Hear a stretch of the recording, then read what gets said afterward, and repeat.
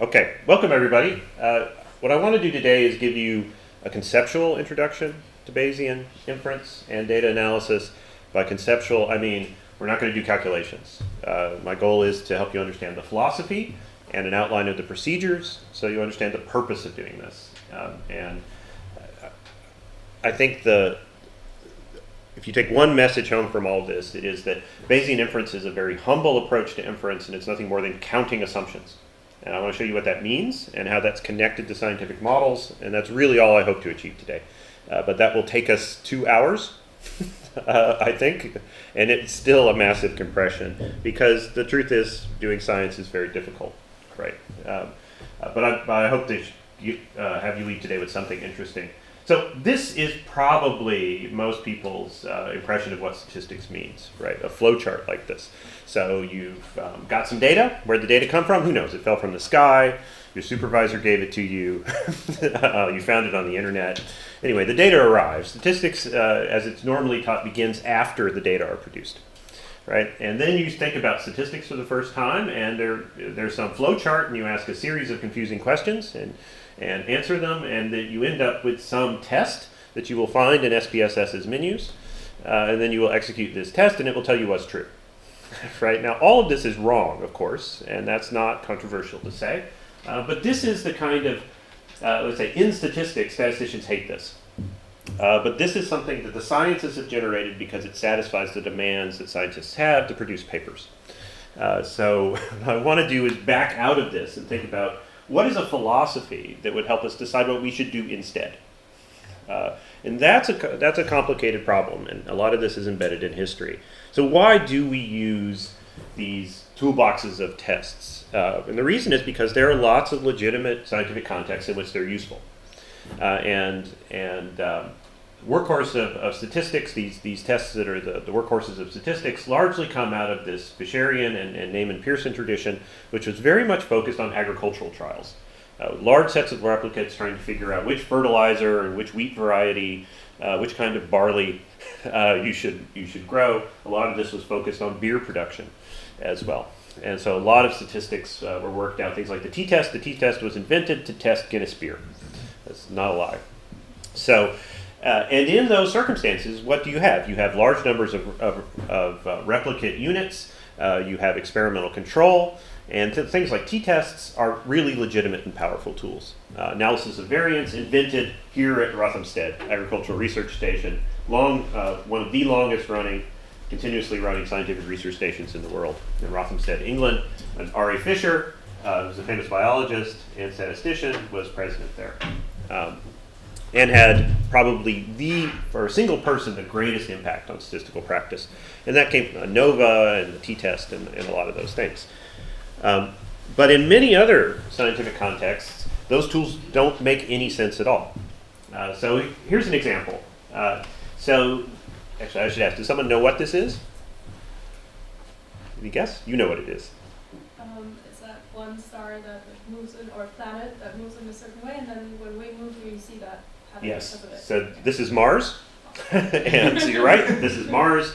And from an observer on Earth, if on multiple nights you plot where Mars is, so this is a composite photo of multiple nights, the position of Mars in the night sky. So from our perspective, it does a loop, right? And planet is just Latin word for wanderer. So this is why they're called planets, because they wander, unlike the stars, which stay fixed. They're not really fixed, right? They just move really slow. The planets planet. they wander. And so they're explaining this path of motion is it's one of the famous achievements of scientific practice, trying to understand what really goes on, and a long history of constructing scientific models to predict this.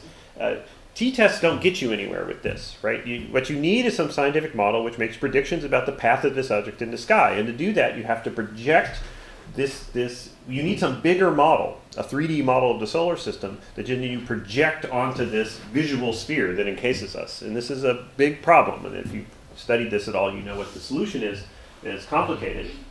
But there's no population of Marses right, if I may invent a plural, there's no population of Marses that you're going to use to think about like a Ttest in the way it's derived or a nova. You've got one observation. And the question is what explains it, right? It's a completely different framing. But to do scientific inference, the question would be, what's a foundational approach, a philosophy that can handle both of these contexts and other contexts? To continue problematizing this topic a bit, machines can learn now. They can even read. Here's a robot reading the New York Times. So, yeah, the International New York Times, which I don't recommend, by the way. This will give you biased judgments. But these robots can read. Now, do they understand what they're reading? No. But they can read, and they can recite it back, and they can summarize it. They can do lots of things. This robot is doing inference, but it's not doing t-tests, and it's not doing other things. It's learning, and it's learning in a feeble way compared to even an animal like a squirrel or a starling, which regularly learn fuzzy statistical relationships that they need to survive in their environments all the time. Those animals aren't doing science. They're not collecting data and then running ANOVAs. How are they learning? And what can we learn from those procedures as well? So the goal is to have a foundation of understanding inference in general. What is a theory of learning that can encompass all these things and help us understand what's different and what's the same about them? And can we use that to then improve how we do science? So the metaphor that I always use in teaching is, instead of thinking about statistical models or computer programs as robots, let's think about them as a golem. So first I say, why not robots? Well, robots are good at stuff, except for walking, which they're terrible at, right? This is the irony. They're good at counting, bad at walking. We're the reverse. Yeah. But robot, it sounds like it's a sophisticated piece of technology that would be good. The golem isn't going to sound like that to you. A golem is a monstrous automaton. This is a myth, I think. In Jewish folklore, take a bunch of clay, say some magic words, and you can make an artificial slave that can defend you and do hard work for you. And there are various golem legends, the most famous of which is the Golem of Prague. And if you've ever visited Prague, you've seen little gift shops, right, with golems and things like that. If you haven't visited Prague, do so, and then you'll see the Golem of Prague stuff. And there's this story about a rabbi in the 1500s in Prague who constructed a golem to defend the Jewish population of Prague against anti-Semitic violence. And in this story, though, he ends up deconstructing it because since the golem is unthinking, it just obeys commands. And so, like in lots of stories like this, if you're not very careful with your commands, you end up causing harm. The golem doesn't understand anything at all. It has programming and it executes them. It's good at some things, it's incredibly powerful, but it has no wisdom. And so in the end, they end up decommissioning it because, well, part of the story is you're not supposed to play with the power of creation, right? It's very, very dangerous. When we do stats, we're playing with the power of creation. We're making these very sophisticated learning algorithms that we may not understand. And if we're not very careful with them and we don't make the effort to understand how they work, then you can wreck Prague. Right? So this is the metaphor. So let me extend this silly analogy to its climax. Right? So look, on the one hand, we have the golem. It's made of clay. It's animated by truth. That's literally the word in Hebrew that's written on its brow that brings it to life. It's very powerful, much more powerful than the person who made it, but it's blind to intent, and so it's very easy to misuse. And of course, it's fictional, right?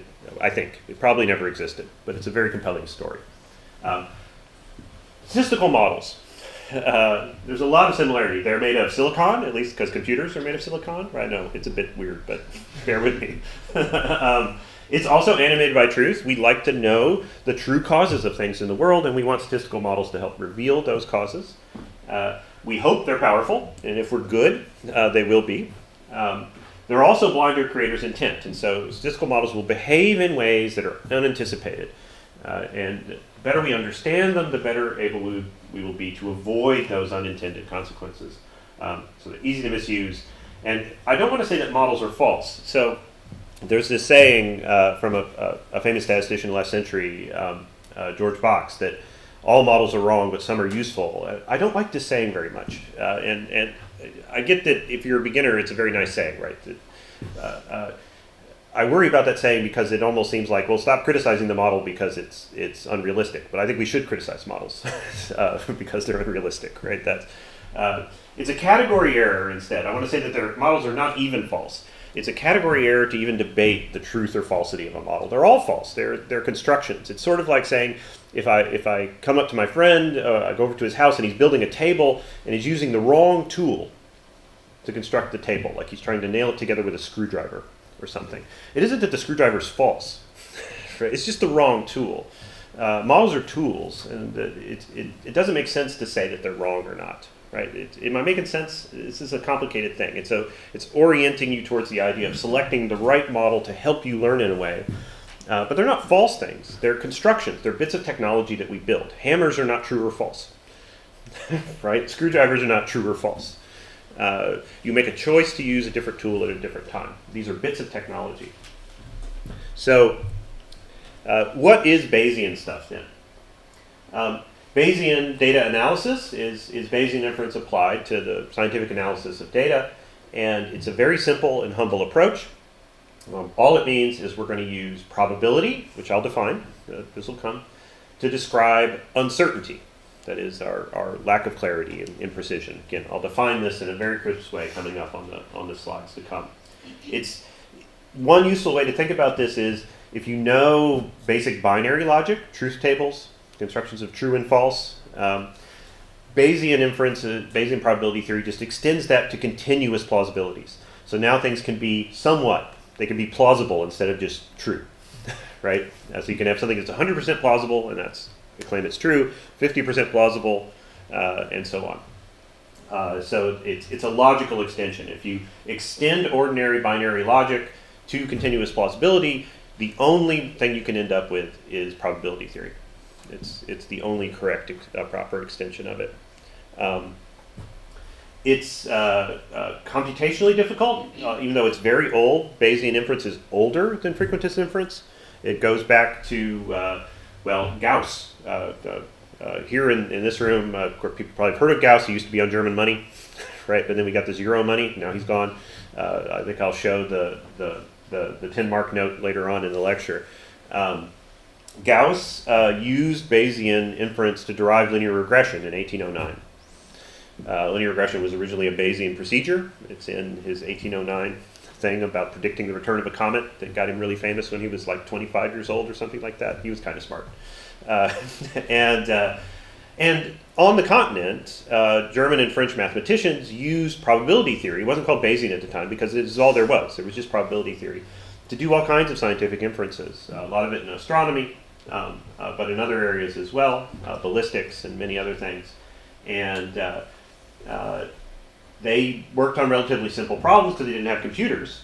They did what they could analytically. For contemporary sorts of statistical models we hope to fit, you need some fancy technique that to avoid doing the mathematics, and this is a technique you may have heard of called Markov chain Monte Carlo. And I'll say a little bit about this later. It's just a way to get the computer to do the math for you. That's all it is. It's just a trick for that. So I said it's older. Bayes is older than frequentist, and in England around a certain period of time it became quite controversial because the frequentist approach was taken over by some very powerful people, including Sir Ronald Fisher, who was an important theoretical biologist. I mentioned him on the previous slide, the president of Rothamsted Research Station.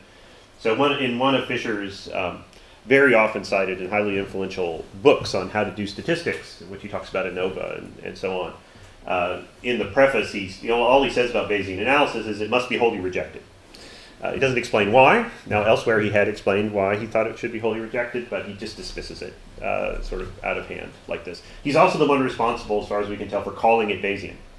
Because Bayesian has just called it probability theory, right? He's the one who said it's this Bayesian stuff, after a certain scholar named Bayes. Okay, so what is Bayesian data analysis? It is nothing more than counting the implications of assumptions. So you can put it like this. If we count all the ways the data, by which I mean the observable variables, so we take measurements, we've observed something that's an observed variable. If we count all the ways the data we did see could have arisen according to our assumptions, and then we rank those different ways relative to one another. There'll be examples of this to come. You're not supposed to understand this from just this slide. Then the assumptions that can arise in more ways are more likely to be true. They're more plausible. And that's all Bayes is. And sounds like an incredibly silly thing, but it turns out to be really, really powerful. And this is why the title of this talk is that Bayesian inference is just counting. Because it really is. It's just counting. And I'm going to give you examples of this where we're going to make some assumptions about the processes that could produce data, and then I'll show you how they're counted. There are going to be no calculations. We're just going to count. And that's all Bayesian inference is. And so when you run a fancy Bayesian model in your computer with a Markov chain and all that, it's just using a very indirect technique to do counting. Counting over infinite sets, which sounds terrible. How do you count infinite things? Well, we can do it. This is what calculus is for, right? And calculus is a way of doing things like that.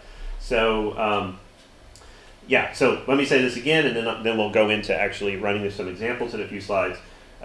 We commit to this view. We want to know how we've got a series of plausible processes that could have produced the data. For each one, we ask, how many different ways could it have produced the data that we see? And then we rank those relative counts of ways. And those are plausibilities. And probability is just plausibility done this way. It's just counting.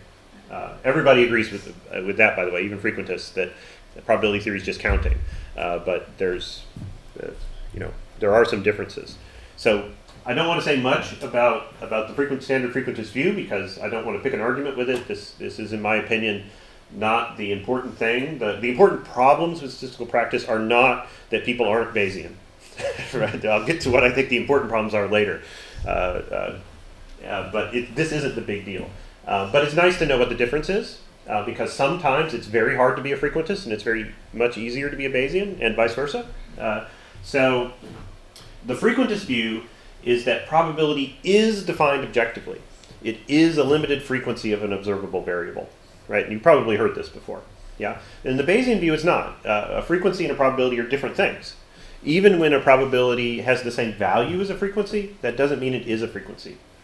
It's just a counted relative plausibility given your assumptions, but it doesn't have to equal the observable thing. So why would this matter? In the frequentist view, uncertainty arises from sampling variation. And in the Bayesian view, it doesn't. In the Bayesian view, uncertainty arises from your internal uncertainty, or the uncertainty of the machine. That is, there's still plausible ways that other processes could have produced the data. But it's not because you have multiple samples and there's variation among them and that generates uncertainty. In an agricultural trial, you won't notice the difference between these approaches because they end up numerically almost identical. But there are scientific cases where they behave very differently. So consider this image. This is Saturn. I manufactured this by taking a real picture of Saturn and blurring it.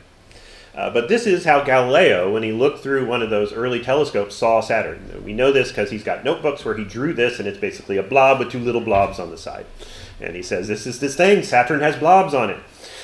What is this? And he starts sending off hurried letters to all of his colleagues. I saw some blobs on Saturn. Right? There are orbs on orbs. Now we now know that there are rings around it. Right? But so it's this question. You see an image like this. You've got a primitive telescope. What's the real image? This is an image resolution thing. So like on these crime scene investigation, top sort of shows where they do magical stuff with imagery, right? So those are Bayesian algorithms. There are things like that exist in their Bayesian algorithms. There's no sampling variation here. It doesn't matter how many times Galileo looks through the telescope. He's going to see the same thing, right? So the frequentist view doesn't even get you started on this. You need a model of generative processes that could produce this image. There's a series of images given scattering of light that would produce this view, right? And different underlying images could produce very similar views, and so they have different plausibilities. And the Bayesian calculus does that. It lets you go from a hypothesis about what the true image is to how close to this it would produce, right?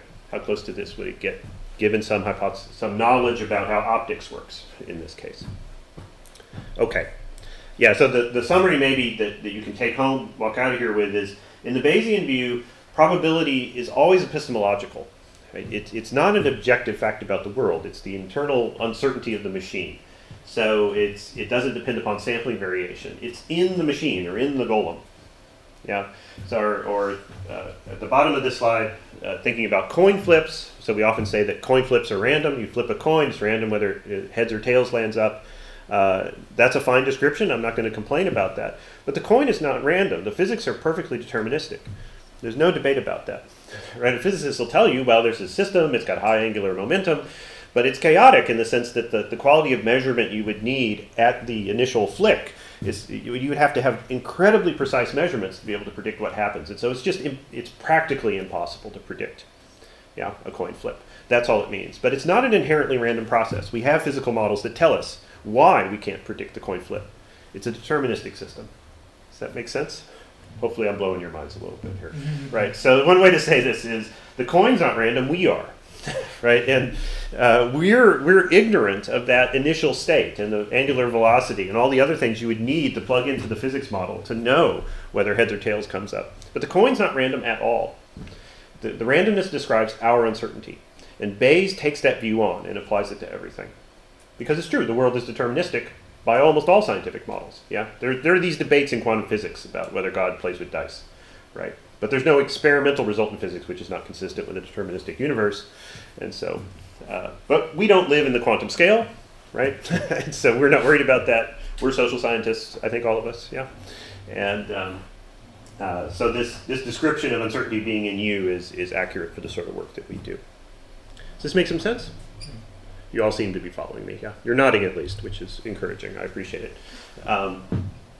Okay, let's go through an animated example now of doing the counting so I can help you see what goes on. This is the simplest example I could come up with. I like to use this metaphor called the Garden of Forking Data. I take this, of course, from this famous short story by Borges. I don't know how many of you know this. It's a great story where there are all these branching paths in the story and different things can happen. It's like life, right? You make choices and the different futures open up.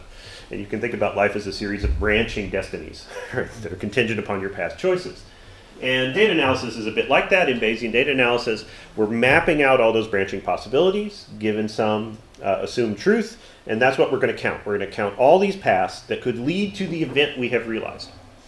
And there'll be different true states of the world that could produce the state that we're in right now, and we're going to count all the weird branching paths through different choices that could do it. Now let me show you how this works. The future is branching paths. The data are events, and we want to know how many of the possible paths could produce the events we've realized. So let's think about a simple thought experiment. In statistics, we like to draw things out of bags or urns. This is why, because it's easy to teach with. So let's think of it that way. We have a bag, pictured there on the left, and it has 4 marbles in it. I tell you that, and it's true, it's not a lie. The marbles come in 2 colors, white and blue, no other colors. So there are 4 marbles. The possibilities are that each of them is white or blue. And now the question is, how many, what are the contents of the bag? So we're going to draw marbles with replacement, one at a time. And each time you draw a marble, you get some information about the contents of the bag, right? But you could draw the same marble, and then you're going to put it back. You could get the same one again, right? So you could go white, white. It could be the same marble, or it could have been 2 white marbles.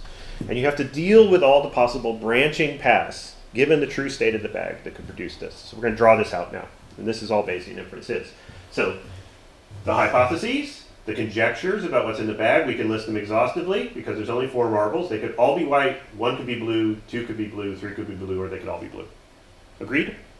That's has to be it. Yeah, easy. Science is easy. We're done. Right. Now we're going to draw 3 marbles. I'm going to say we've drawn them one at a time and put them back and drawn the next. We draw the first one, it's blue. We put it back in, reach in, draw the second one, it's white. Put it back in, draw a third, it's blue. Given these observations now, which of these is most plausible?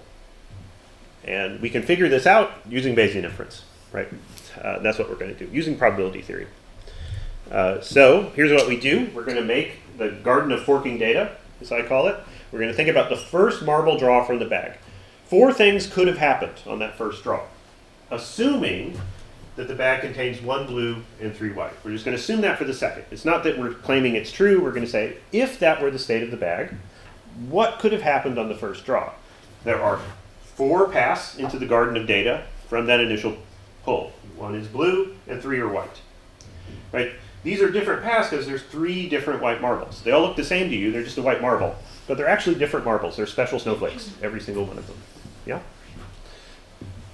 Does this make some sense? We're just on the first draw.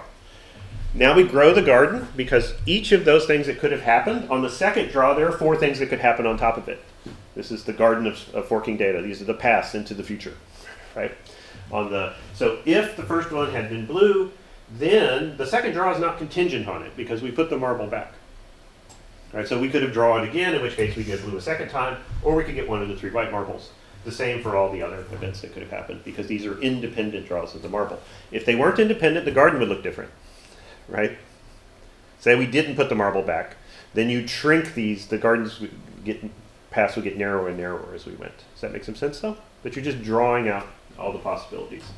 And then the final one, the last marble that we've seen so far, you get a really big garden now. Lots of possibilities, right? So this is all the things that could happen. Now what we're going to do with this, given these data, we can eliminate some of these paths because they're inconsistent with the observation. But before we collected observations, this was what was possible. There are many, many different, right? So it's 4 times 4 times 4 possible things that could happen in 3 draws from the bag, and those are the possible sequences of events, all the paths of branching data. Does it make some sense? Yeah? I drew this with a computer program, by the way, because doing this by hand would have killed me. Right? So let's eliminate some paths then. What actually happened is a tiny subset of this. Over here, the first thing that happens, down here at the bottom, we draw a blue marble, so we know we're on the left-hand branch into the garden of data. Then we draw one of these 3 white marbles. We don't know which, but we know it's one of those paths, so there are 3 paths. Yeah, question? I'm not sure if I'm following, but is it all empirical? Or is just, you are just like making inferences theoretically? Well, the data are empirical, and the data are empirical, and the only there are facts that you agree are true. Like there's only 4 marbles in the bag, and they have to be either blue or white. That's not empirical. You have to trust that I haven't lied to you. Right? You can't verify that, so you have to make some assumption. But the data are real, and we're using the evidence, the data, to decide which of the theories is most consistent. And that's the whole point. So we're saying there are a range of hypotheses. They have empirical implications. And that's what we've drawn. We've drawn the empirical implications of the conjecture that there's one blue marble. We've only done one theory so far.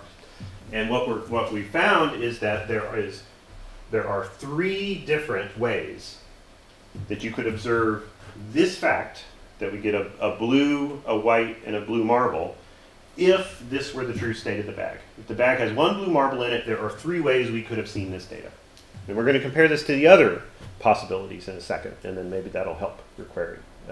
So is it empirical? Yes. Is it completely empirical? Nothing is. All learning depends upon assumptions. There's no escaping theory. Without theory, you can't learn. And so this is a theory. It has empirical implications. We learn because we confront the theory with empirical implications, and there is no other form of learning. Yeah. But if you are testing, like with your example about Mars, about the planets, yeah. I know nothing about it. Like, just well, then you'd have to study it. Yeah. You'd have to do some science. Yeah. So you make assumptions before collecting the data. Yes. Empirical data. Yeah. Well, you have a theory, and the theory has assumptions in it. Yeah, and then the theory makes implications about how the data should look if the theory were correct. And that's what we're counting now, is all of the ways that the theory could have produced this observation. And some theories are going to have more ways to produce the observation than others. And that's what's going to differentiate them. Yeah? So in the Mars case, some theories get closer to the true path in the sky than others. They make better predictions of where it is. So let's think about the other conjectures. Let's list them again. 5 possibilities of what's inside the bag. You can't look in the bag, right? You haven't looked. We've just got these 3 samples. And we're going to count up the ways each of these can produce the sequence of data we've seen. So we just did the first, we just did the second one actually. The first one, right, we just did the second one and it was 3. That's why the 3 appears in this column. There are 3 paths through the garden of forking data that are consistent with this possibility. That's the theory. What about the first one? Yeah. Just eliminate the first one. Yeah. We're just going to eliminate the first one. Very good, because obviously it's impossible, right? There are 0 paths. We could draw out the whole garden, right? It'd just be a bunch of white marbles all the way, right? 4 paths of white marbles just going out, all the way out, all white. But since we've seen blue marbles, yeah, it's inconsistent with the facts. That's easy, right? Bayesian inference is that, but for much more complicated combinations, it all works the same way. Let's do the others, though. So what about number 3? Well, we could draw that garden. So I'll just do it in this third of the screen because I'm going to do the other ones in the other parts of the screen in a second. So same idea, though. Here's the origin of the garden. This is the one we've drawn before, where there's 1 blue marble. I'm just repeating this garden, but now crammed into the corner. Yeah, so we've got 1 blue, 3 white in each, but we go up to these 3 paths. There are 3 ways that if the bag contains 1 blue marble and 3 white marbles, there are 3 ways we could have seen the data. Yeah, we can't tell them apart. So there's three ways we could have seen it. Let's compare it to next one. Imagine there are 2 blue marbles in the bag and 2 white marbles. We draw this garden. Now going down on the screen. 2 blue, 2 white, 2 blue, 2 white on each split. Same number of total possible data sets, as it were, that you could see. But now, when we count up the ways, you see there are 8 ways. We could get 2 blue and 1 white when 3 draws from the bag. There are more ways that this could produce the data. Does this make some sense? Third one, 3 blue marbles, 1 white marble. Draw the garden the same way, right? 4 branches each time, but there's 3 blue marbles and 1 white each time. Count up the number of blue, white, blue sequences, blue, white, blue paths. There are now 9. So this is the most consistent with the data, or at least it has the most ways to produce the actual observation. Yeah, does that make sense? Exciting, right? This is rocket science. Yeah, this is all Bayes is. It's just counting assumptions, and all it is. Probability theory is just counting assumptions. Amazingly, it works. So, try to summarize here. When we do statistics, we don't draw these things. For a tiny data set like this, it's already a huge number of possibilities, right? Like 64 options. You don't want to start drawing your data this way, right? You need huge pieces of paper. It would be madness. Luckily, mathematics compresses all this, and there are simple rules for probability statements that let you do these calculations without having to draw this all up. This is combinatorics, right? There are combinations and permutations and things like that. All that mathematics is for dealing with sequences like this. And so we can just use multiplication in this case. Turns out to be the solution to this. So on the first path, there are 0 ways. On the second the second marble draw, there will be 4 ways to get a white marble and 0 ways to get a blue marble from the first conjecture. So 0 times 4 times 0 is 0. Right. Anything times 0 is 0. It's impossible. This can't be true. Second case, though, we draw blue marble first. There's 1 way, according to this conjecture, to get that, because there's 1 blue marble in the bag. There are 3 ways to get a white marble for the second marble. 1 way to get a blue. There are 3 paths we go through, and so on for the others. So this is what you actually do when you learn statistics and you learn the laws of probability.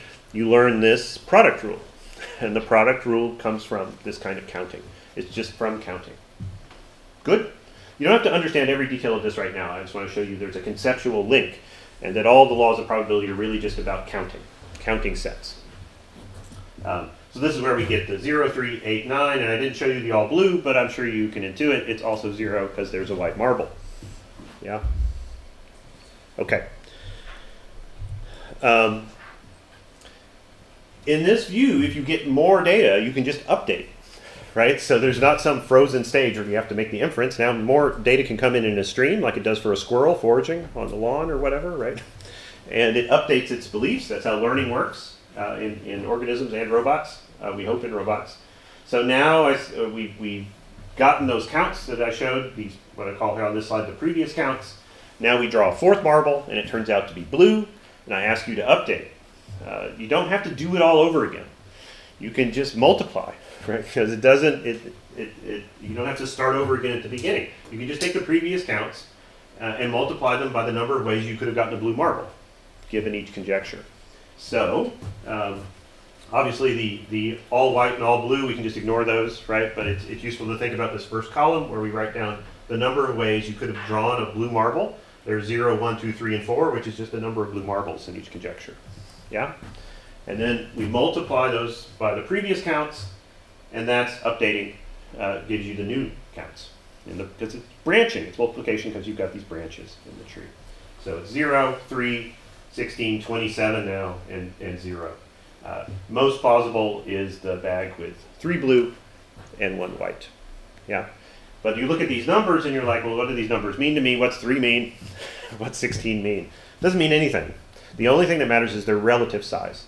And the relative sizes contain information about the relative plausibilities of these things. And the relative plausibilities aren't that different yet. You probably don't think it's this one, but it hasn't been eliminated. Right? There's no evidence that this is impossible. The all-white, so sorry, I'm pointing at the slide and I'm recording this. There's no evidence that the bag with only 1 blue marble in it is impossible. Right? It still has some plausibility. You could have seen this data. It's not even a vanishingly tiny probability. It could easily happen. Right? If I gave each of you a bag and had you draw 4 marbles, one of you would probably get this result, right? With a bag that had only 1 blue marble in it. It's not that impossible. But it's probably, if you were going to bet, you would bet one of these two. Yeah? And if you're going to bet on only one of them, I can guess which one you would bet on. Unless you're trying to lose money. Right? And that's what these things. But the relative differences give you some idea of how much you should bet. Don't bet, by the way. It's bad. No betting. Okay. This approach also lets you use other information. If there's any information which you can summarize as the relative numbers of ways that the data could arise, then you can combine it with the other information. So you can use all forms of data in the same estimate. As a toy example, say someone tells you, okay, the factory that makes these bags, these are like marble gift bags, or, I don't know, buy it at a gift store. People buy bath bombs and stuff like that, and other things. The factory that makes them, the blue marbles are rare. They're more expensive because they have some fancy blue dye in them maybe, and they make fewer of them. But every bag contains at least 1. I give you only that information now. Can you use that? The answer is of course you can, because it constrains the possibilities. It opens up more ways to do things. So in particular, this gets summarized by your informant at the factory as the relative production counts of the different kinds of bags. So there are no all-white bags because that would make customers upset. So their process ensures there's always at least 1 blue one. But there's a ratio of 3 to 2 to 1 of the bags with 1 marble, 2 marbles, or 3 marbles. Yeah. So every 3 out of 6, right, bags, half the bags have 1 blue marble in them. Yes. But with only saying that every bag contains at least 1 blue marble, wouldn't it be possible that a bag contains 4 blue marbles as well? Yes. Because But I've assumed that's not true. Ah. Yes. Yeah, sorry. Maybe I left something off here. Marbles are rare. Every bag contains at least 1. Blue or white. I should have written up there. Thank you. I didn't notice this on my slide. Yeah. Every bag contains at least 1 blue and 1 white marble because otherwise people are upset. They want a mix of colors. But blue marbles are rarer than white marbles in this proportion. Does that make sense? Yeah, but we can assume any numbers here and any information from our spy in the factory. And the point is to combine them with what we already know. So we've already done all that other calculation going through the garden of forking data. And here now in this column, I have this column called prior ways. It's prior because it's our previous calculation that we've already done. It was before. That's all prior means. And they were 0, 3, 16, 27, and 0. Now we have this factory count information, and we can just multiply because it's numbers of ways. Right? This is it. And this is this multiplication rule in probability, the product rule. So now it's 0, 9, 32, 27, and 0. Now the even bag, if you will, the bag with 2 blue and 2 white is the most plausible. It's pulled into the lead, but there's barely any difference between those two still. But it has made a difference. I show you this just to show you that this is often one of the advertised strengths of Bayesian inference. It naturally accommodates different kinds of information in the same calculation. Whereas in typical, statistical procedures, this is very difficult to do. Very, very difficult to do. Yeah. Good? You're at least willing to let me proceed a little bit? Yeah? This stuff is, by the way, impossible to fully understand on the first encounter. It's complicated, and I want you to adopt the attitude that it's like learning a language. It's much easier than that, but it's like learning a language in the sense that you can understand a lot before you're really fluent, right? And you can make use of it, right? You take an intro course in French or something, and you can go and order some food, yeah, and embarrass yourself and things like that, right? It's very useful to do. But the fact that you're not perfect doesn't mean you can't use it. Right, so you have to be patient with yourself and accept the idea that understanding comes in pieces and then some consilience forms over time. And that's just how scientific skills develop. Okay, so let's convert these to plausibility, because these absolute counts don't actually have meaning. It's only the relative values. And if you insisted on having these counts in the actual combinatorics of a data set, they would be in the billions very, very quickly. You can see these numbers grow very fast. So with a data set of only 4 observations, you've already got numbers that are approaching 100. If you had a data set with tens of thousands of data points, which is not that unusual these days in science, you'd have counts in the billions, trillions. So I don't know, huge, huge numbers. And you don't want to write those things down. So probability theory is normalized, is what we say. And that is, it's normalized counts. We take those counts and we just divide each one by the sum of all of them. And that's called normalization. So now the maximum value is 1, and all the numbers sum to 1. So the way this usually works is, and those relative counts are called plausibilities or probabilities. So in walking through our example again, the table at the bottom, on the left are the different possible contents of the bag. Then I have this column with a P at the top, which is just a label, a name for each of the conjectures. It's the proportion of the bag that is blue marbles. That's what P means. It's not the p-value. No, it's not the p-value. There are going to be no p-values in this talk. P-values are blasphemy in Bayesian statistics. P is the proportion of the bag that is blue marbles. So for the first one, it's 0. For the second one, it's 0.25, right? A quarter of the bag is blue, half, 3/4, and all of it. Understood? It's just a label. It's just a number that describes the hypothesis.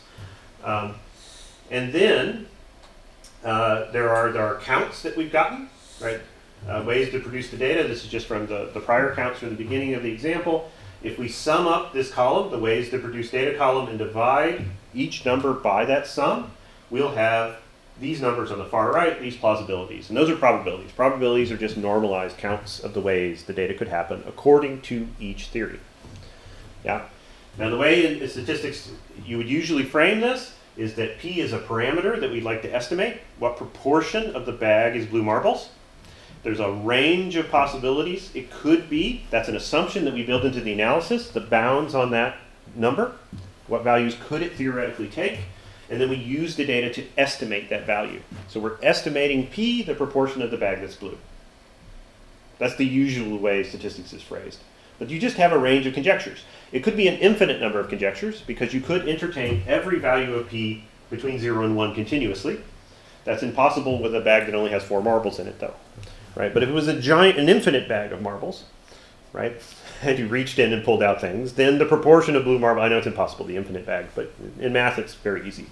And then P could be anything between 0 and 1, right? It could be 0.17, 0.17137. Right? So those are all possibilities, and then you're just trying to estimate as precisely as possible what it is. And that's a usual thing you call a parameter estimate, or an effect size, if you're doing a comparison between treatments. It's the same idea. There's a range of hypotheses about what the difference between the treatments is. Those are conjectures. Given each conjecture, how many ways could it produce the data you've seen? And that's the way all stats is done in this framework. Does it make some sense? So far, there's no difference from the frequentist view, except that we got to use prior information. That's the only thing that's different so far. Frequentist probability is the same as this. It's just counting.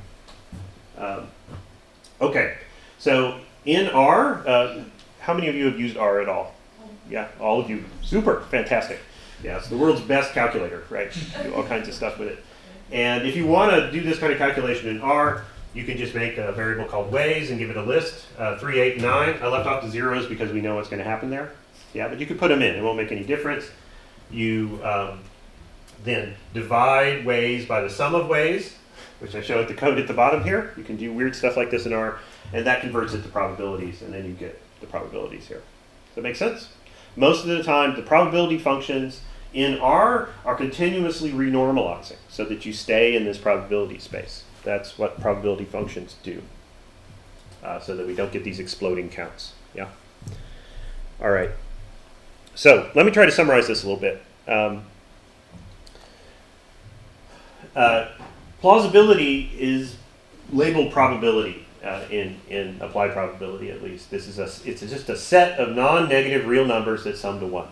That's all probability is. And it comes from normalized counting. Probability theory is just a convenient way to count big sets of things and think about their relative amounts.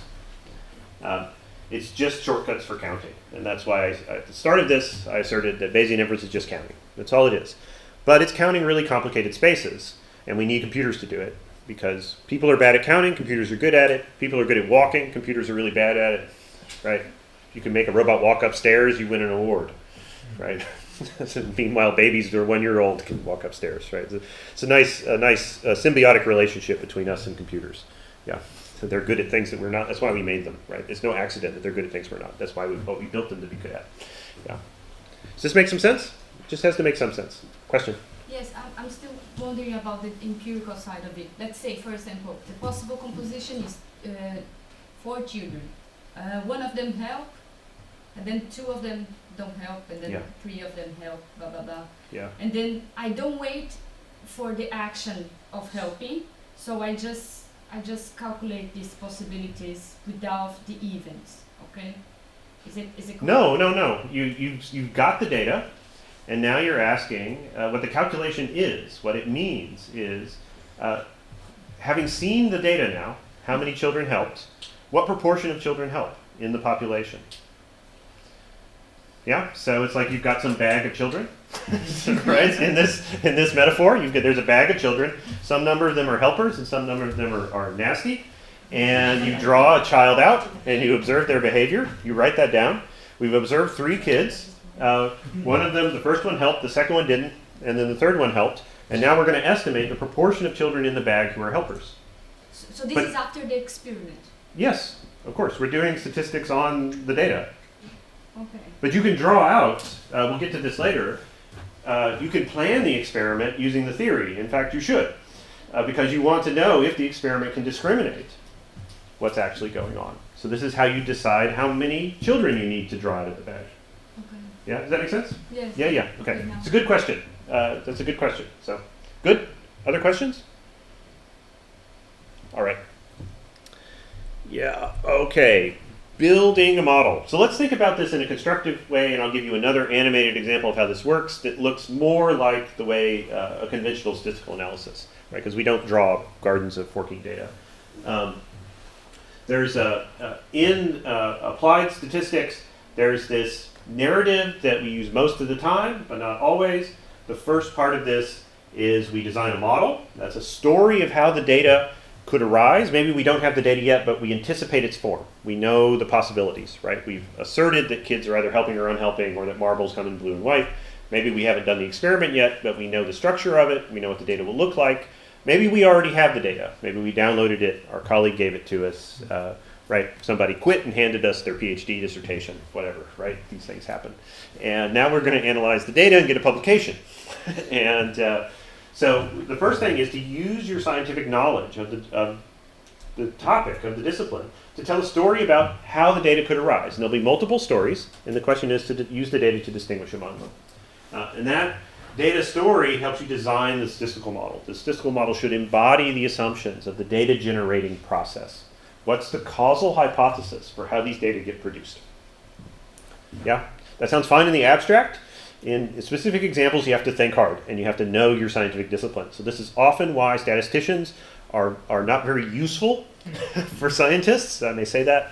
I know my colleagues are listening, but it's true. It's because the field of statistics has to design techniques ignorant of the application. So it creates this vague horoscopic kind of advice about, in general, you want to do this and that. But in any particular scientific domain, given your scientific expertise, you should use your expertise to design statistical analysis, because the statistical model should embody scientific assumptions, your causal hypotheses about how the data are born.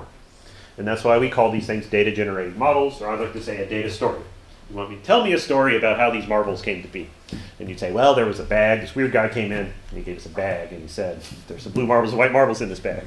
And then he drew 3 out and put them on the table and left. That's how the data came to be, right? And but in that, you got enough to build a model because you saw the weird guy draw the marbles out and then put them back in, so you know there was sampling with replacement and the other facts. Yeah? Does that make sense? More seriously, you have some developmental hypothesis about child behavior. There are scientific theories about how that behavior develops. And then that can be more or less compatible with the evidence. Yeah? And that's what we do. Then you condition on the data. This is the counting the ways through the path. Now the data definitely exists. Updating means you take your original plausibilities by which you rank the hypotheses. Maybe you think they're all equally plausible. That's why you listed them prior to seeing the data. And then you condition on the data, meaning you constrain your beliefs based upon what's now impossible, given the data you've seen, and what's less possible, less plausible, given that there are fewer ways for certain conjectures to produce the data than others. Yeah, make sense? That's what we just did in an animated sense.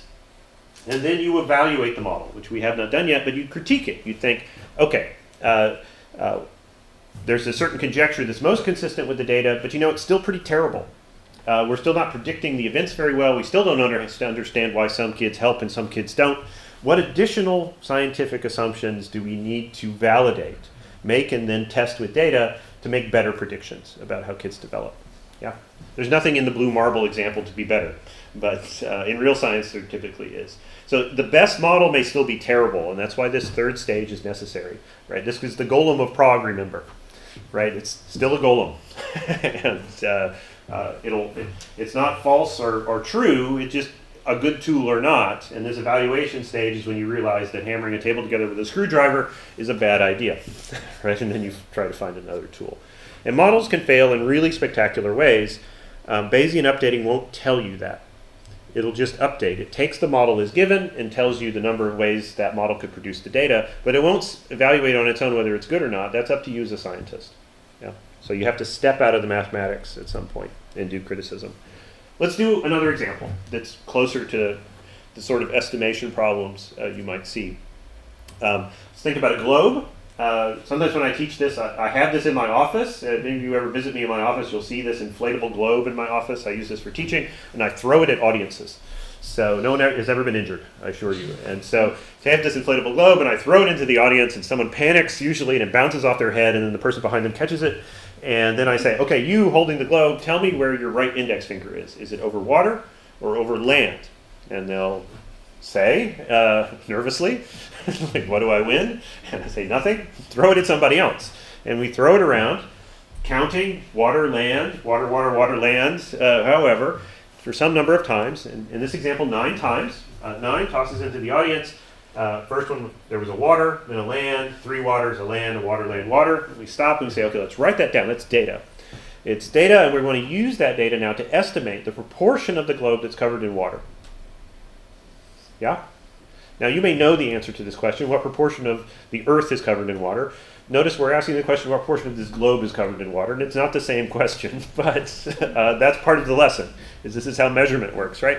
Because there are other events. There's an air valve on the top of this globe, and that's why they're neither water nor land, and other sorts of things. And sometimes people land on a coastline, and they're not sure how to answer me, right? And you have to make assumptions, but those issues aside, that's measurement, and those issues are different in every field. Let's leave those issues aside and think about assuming that the globe was a good representation, and it is a pretty good representation of the geography of the Earth.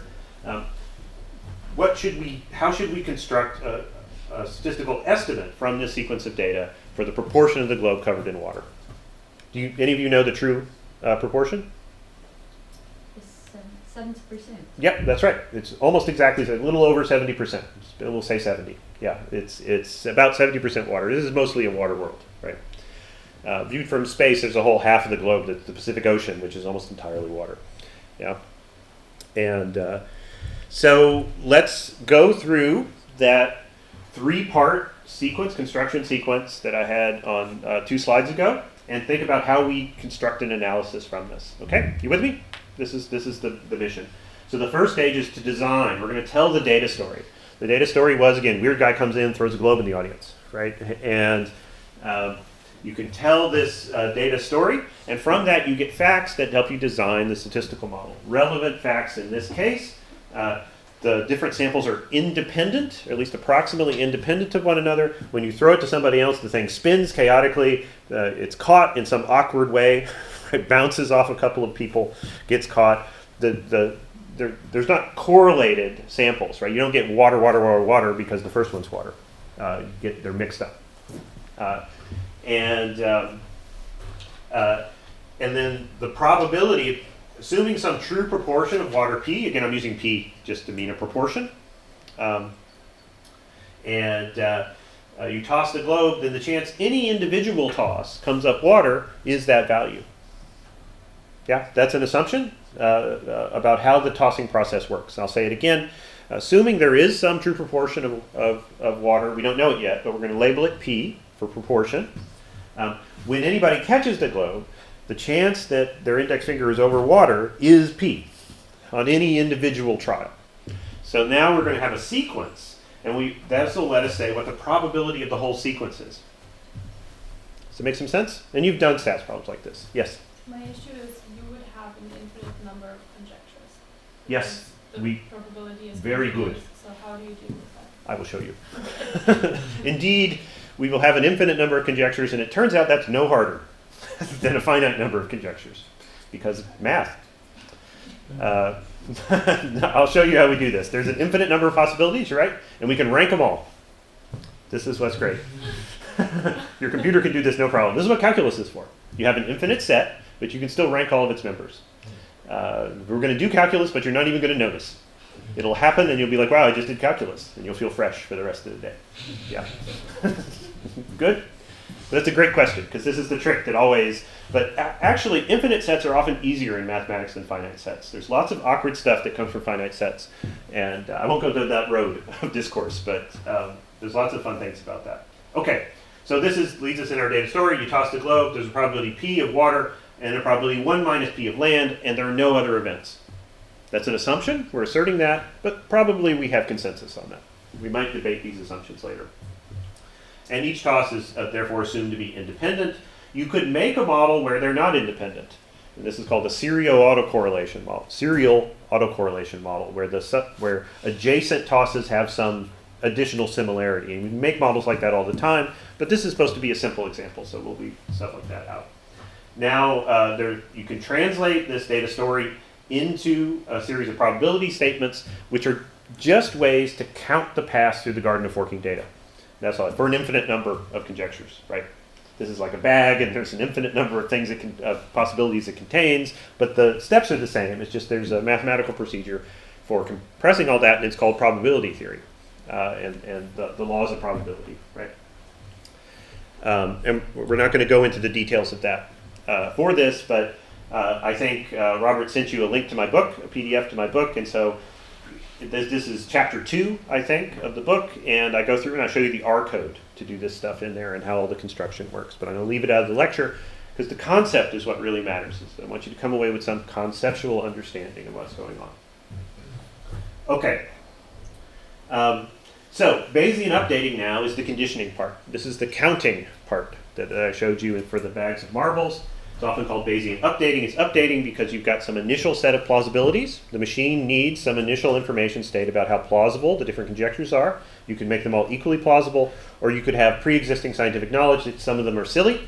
In this case, that would be the case, right? So you know that the Earth is more than half water because you went to school, right? So you know that's a fact, and so any hypothesis less than a half is already ruled out for you. And you could start there. To make this simple, we're not going to even use that knowledge. We can just make them all equal, but it doesn't. The procedure works exactly the same regardless. So you've got some prior information state, which is called the prior here, and Bayesian updating updates that to the posterior, and these just mean before and after. Before and after what? The data. That's all. Does that make sense? Now it turns out that because of the way Bayesian updating works, there are many models where the time ordering doesn't matter, and you'll end up with the same belief no matter what order the data arrive in. And that's true in this case as well. That sequence of tosses could be reshuffled, and you'll end up with the same inference at the end, because order doesn't matter. There are models where that's not true because you have autocorrelation in the tosses, and then the order has information in it. But that's not true here. But all that comes from the data story. Okay, so you program your Golem. It has a prior information state. Here we're just going to, the prior information state is for every infinite, there's an infinite set of conjectures labeled P, and it's all the real numbers between 0 and 1. And we need to assign each of those some prior plausibility. And again, easy in math, you can do this. You assign a distribution on that set P where they're all the same. And that'd be a uniform prior, which amounts to the state that they're all equally plausible. Or you could set it so that everything below a half is impossible, assign it 0, and everything above it to some other number. Doesn't matter which number, right? It's because it's all relative. Assign them all 1, and it works. Then you condition, do the updating. And again, if you look in the book, in chapter 2, I show you the code to do this, and we walk through it. Conceptually, it's just counting paths through the garden of data. But it's done with combinatorics. There's a formula that's derived in the text to take that data story from the globe tossing and produce a formula you've probably seen before, the binomial sampling formula. It's the coin tossing formula. You've seen it before. Okay, and then you get a posterior. This is a new confidence in each value of P, and this is conditional on the data. Make some sense? I know, very exciting, right? Let's see this in a cartoon form. It's a little easier to understand in cartoon form. So, the infinite set of possibilities is on the horizontal axis at the bottom, right? Everything between 0 and 1. We'll consider them all. And now we're going to define a prior, and I'm just going to make it so that they're all the same. And that's this dashed horizontal line, which says that before our Golem has seen one toss of the globe, it's programmed to believe every possible proportion of water is equally plausible. It's a dumb Golem, right? You're smarter than it because you went to school, the Golem didn't. Yeah? Make sense? Then we update. We see the first toss, and what I'm going to do in the next series of images is we're going to do one toss of the globe at a time, and we're going to let the machine update. And you're going to see how this line changes into a curve that represents different plausibility rankings for the different values of P. And all that comes from probability theory. It's completely deterministic given the data. So the first thing is we see 1W. See, I put the whole sample at the top of the image, this WL, WW. Everything's grayed out except the first one because we're only considering, the machine's only seen that first water right now. So this is the n equals 1. That's the sample size, n equals 1. Now the prior was this horizontal dashed line. The posterior now is this diagonal solid line. Why is it, and that seems weird, but this is the only mathematically legitimate posterior that you can reach. It comes from the laws of probability. Well, if you think about this, we've seen one water. That increases the plausibility that there's more water. So we're putting more plausibility up on the high end. And we've eliminated only one hypothesis, which is 0. So there's 0 probability of 0 now. That's the only thing that's been eliminated. But these are less plausible because there are fewer ways, fewer paths through the Garden of Forking data that you could get water if water's scarce. If water is common, it's very easy to see water. And so that's why the plausibility has gone this way. Now there's an exact calculation which enforces the fact that this has to be a straight line. That won't be true very soon. But it's true right now with one observation. And given that prior. If the prior were different, that wouldn't be a straight line. It'd be different. Okay. Now I'm going to put this up here and we're going to do all of the tosses. There are going to be 9 of these. And we're going to go through them all. And I'll show you how the machine sees stuff. Okay. Second toss. Now we see a land. And now we get a symmetric hill. There's just as much evidence that there's water as there land. The same amount of evidence of water as land. You started out with equal prior plausibility of all of them. So you have perfectly symmetrical plausibility. The most plausible state of the world right now for this Golem is that half of the globe is covered in water. But you notice it's not very sure of that. Yeah, there's lots of plausibility for a wide range of proportions on both sides. Yeah. Now we get another water, the third toss, and now the hill shifts. Right, so in each of these, I make the previous posterior becomes the prior, and I make it a dashed line, and then the solid one is the new posterior. You see that in the animation across? So now we get another water, and now it shifts over because it's more plausible that there's more water now on the third one, but still It's very vague. This Golem is not very confident about any of the plausibilities. You have no significant result, right? We're not doing significance testing here, right? There's no null hypothesis. Next three, n equals 4, n equals 5, n equals 6, we get another water. It moves to the right again. Notice here it's getting taller. Why? Because it's concentrating, right? It's getting tight around a narrower range of values. There's still the same amount of area under the hill in all of these pictures. And every one of these pictures has the same amount of volume underneath the curve. It's just getting concentrated in narrow areas, so the curve has to get taller. Yeah? Does that make sense? So the sample size in a Bayesian analysis doesn't have this special character that it often has in a frequentist analysis because it's embodied in the shape of the posterior distribution already. The posterior distribution summarizes everything you've learned from the data, including the sample size and everything else. And then you don't need to do anything with the sample size, like calculate degrees of freedom or any of that other stuff that you do in a frequentist analysis. It's already there in the shape of the posterior distribution.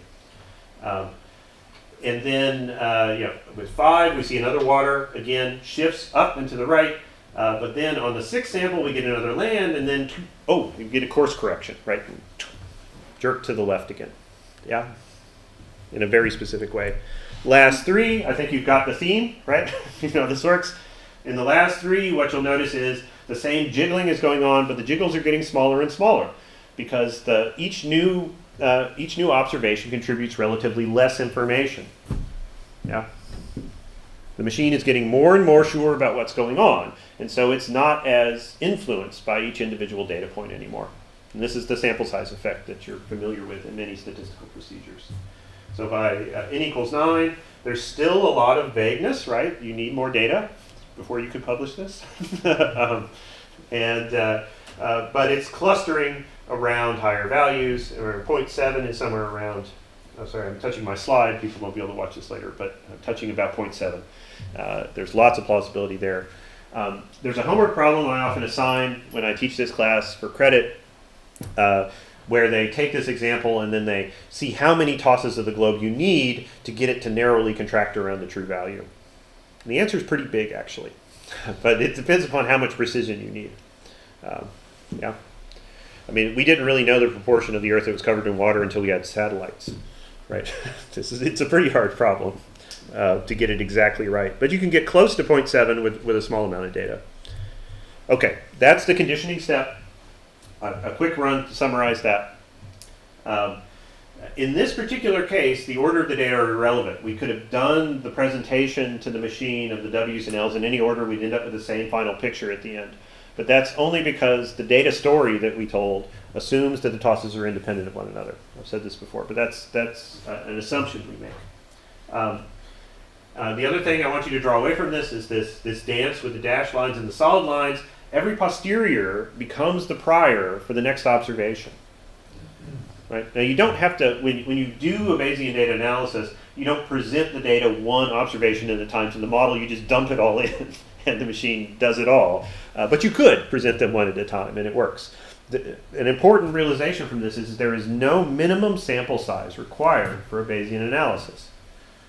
It's just that when you have very little data, you will not have any confidence with which to distinguish the hypotheses. But you can have one observation as the minimum number for a Bayesian analysis. It's just that you will make no conclusions. Yeah, because you'll basically get the prior back, right? Yeah, well, it depends upon the model and the data, actually. Sometimes one observation can eliminate a hypothesis, and then it's really good, right? So this is a famous thing with Einstein and gravity and light, right? Things like that. One observation can sometimes be very decisive if you have a good model. Make sense? Yeah? Okay. Evaluation. It's hard to say anything generally useful about how you evaluate models because it really depends upon the domain and the scientific question and the background debates in the scientific field. It's important to say that you're not done when you do this. The Bayesian machinery is what I call a small world phenomenon. It's perfectly logical. It's about epistemology. You have to check it against the facts. The model may have unexpected behavior. It could be the theory that comes out on top could be the best relative to the others, and it could still be terrible. And it just takes your scientific judgment to figure this out. So this is what I call on this slide Golem supervision. Bayesian inference just answers a logical question. These golems just answer the questions you ask them. The question could be bad. And often you don't realize it's a bad question until you get the answer, right? So this is like in folk tales, right? You find a genie and you ask it a question and you're like, oh damn, that was a bad question. And now I will suffer, right? This is how these things work when programming computers. If you often realize it was the wrong question when you get the answer. And that's what the supervision step is. From the golem's perspective, it did its job and you should pay it now, thank you, right? It did exactly what you asked, but you asked a bad question. So we might ask if it malfunctions. Sometimes that happens as well. But often, even in the absence of malfunction, does its answer make any sense to you given what you wanted an answer to? The answer will make sense to the internal state of the machine, but it needs to make sense to us to be of any use in science. So then you often loop back and ask whether your question made sense. That leads to a redesign of the model, because that's how you ask a different question. You redesign the model, and so on. And I know since you all are engaged actively in science, you could tell stories of this realizing models were terrible, right, after you run the experiment. This happens to all of us. It's part of the manic depressive cycle of investigation, right? You think you've got it, and then you don't, and then you've got it, and then you don't, and it's just normal, and it never stops. I'm happy to report, right? Okay, so if we're going to really build these models, let me give you a little closer to how statistical models are presented in scientific journals. There's this script by which we go from the hypothesis to attaching it to the data. If we're going to actually build a statistical model, an arbitrary statistical model based upon our scientific assumptions, the first thing you do is you list all the variables. What are variables? Well, we're going to come back to the globe tossing thing on the next few slides, and I'll show you what the variables are in that case. I think you probably have a guess. Then you define the generative relations among those variables. That is, if you knew any one of them, how does that help you know the others? Those are the generative relations among variables. And those generative relations depend upon the science. That's where they come from. Statistics does not determine them. Yeah? But you've got to build them in statistical language. Then there's this question mark part, which is where you do the estimation and stuff, and then you profit. You publish the paper, right? Sorry, this is an old meme, but maybe somebody knows it. Yeah, okay, one person. All right, very good. All my memes are old. There are no fresh memes here. Okay. Can I Yes. say something before you move on? Yes. I'm just with problems with this sentence that hypotheses are not models. Uh-huh. Why? Because typically there will be a huge number of statistical models that match any one hypothesis. So hypotheses are not specific enough to tell you all of the steps that generate data. So usually scientific fields will have some vague hypothesis, like something increases with something else. When you make a statistical model, you've got to say exactly what that increase looks like. And the background theory often doesn't say. So that's why. Background theory is what? Well, I don't know. You give me an example. There are a huge number of possibilities. Is the Fisher? That's the background theory. Or not? It's not the Bayesian. When you mention these terms. No, I'm talking about science. I'm not talking about statistical frameworks. I'm talking you've got a scientific hypothesis that something happens when causes something else. And those hypotheses nearly always are vague. They don't specify mathematical functions. Right? When you explain your scientific hypotheses to your colleagues, do you write down equations? Probably not. After the experiment, I do. No. Maybe you do, but then you have a model. That this model comes from a hypothesis. But it's not the same as a hypothesis because there will be an infinite number of models which are consistent with the hypothesis. Infinite number. This is famous in biology because, say you get a big distribution of the frequencies of alleles in a population of organisms. You have some you have some hypothesis. For example, how much does selection explain the distribution of alleles in a species? There are literally an infinite number of specific models that are consistent with the hypothesis that selection matters. There are also an infinite number of hypotheses consistent with the hypothesis that selection doesn't matter. So this is a famous debate. In chapter 1 of my book, there's a whole section about this. This will give you some more background on it. This is the norm, I believe, in science, is that hypotheses are a giant bag of potential statistical models, each of which must specify exactly the functional relationships among variables. And we don't usually engage with it at that level until we do the statistics. Or if you're a theorist, then you do the theory, right? So in cognitive psychology, there'll be a huge range of cognitive models which are all instantiations of the same background hypothesis, like reinforcement learning. There's 1,000 models of reinforcement learning, right? I'm probably underestimating there. But they're all that learning is reinforcement, which is a hypothesis. And then you get into sub-hypotheses, and for each of those, again, there'll be a bunch of mathematical hypotheses which are consistent with it. Did that help? So that I think it's common for people to identify the word hypothesis with model, but when people communicate in the pragmatics of science, hypotheses, as they're written down, are almost never models. Yeah, they're vague causal relationships that then must be specified before you can predict data. Yeah. Okay, once you've got the model, you input a prior. I say joint prior because it must be for all those variables. Yeah. You need prior plausibilities for the values all the variables could take. And then you show the model the data, and it deduces the posterior. Okay, the case for the globe tossing example, the joint model looks like this. This is what statistical models look like in statistics, whether you're Bayesian or not. They always look like this. So we've got some variables here, and you can guess what they are. W is the count of water that we've observed. It's a number between 0 and 9. Before we do the experiment, we know it'll be a number between 0 and 9. Why? Because we understand that's our data story. It tells us it has to be. It can take no other values because it's a count of the number of times someone looked where their finger was and said water. And that's between 0 and 9 because we're going to throw it 9 times. Make sense? So that's a variable. When we see it, after we've done the experiment, we call it data. Right? But it's just a variable that could be observed or not. It depends upon the experiment whether it is observed or not. N is also data. It's how many times you throw the globe. Yeah? If you did different experiments, it would be a number other than 9. But it's an input into the model. The model doesn't know it. You have to tell it what it is. P is this variable that is the thing we're trying to estimate. Right? Its true value is what we'd like to know. We don't know this, and we can't observe it. You have to infer it from other things. And this is typical in the sciences, is there's some question about a value in nature, and it can't be directly observed. We have to measure it indirectly. And in fact, most of the time in science, you have to do statistics just to measure things. Right? This is what effect sizes are. Right? You do comparisons, and that lets you estimate differences in effects, causal interventions. The consequences of causal interventions, they can't be directly observed because causation is epistemological. Right? Everybody here's read their Kant. Yeah? Emmanuel? The best Kant? No. Right? The causation is a belief. It's an assumption always. Causation can never be observed in nature. It arises from scientific assumptions which constrain the possibilities. So P is this true state of the world we'd like to estimate, but we know things about it. We know it's a number between 0 and 1 because it's a proportion. Yeah. So we still know something about it. And then you have to say, so we're going to observe W and we're going to observe N.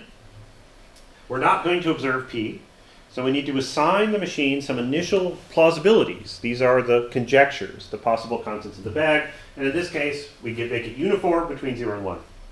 The uniform distribution is exactly as it sounds. It's a flat line. It's uniform. This is not required. It could be highly non-uniform if you wanted, if you had good reason to make it so. This is just notation, and no matter how complicated the stats model, there'll be a series of statements like this which just define the generative story. So W is generated as a binomial sampling sequence. That's what binomial means, with N trials, and the probability of each succeeding is P. This is coin flipping. Yeah. And then P has uniform plausibility before we see the data, between 0 and 1. After we see the data, the distribution of P will change.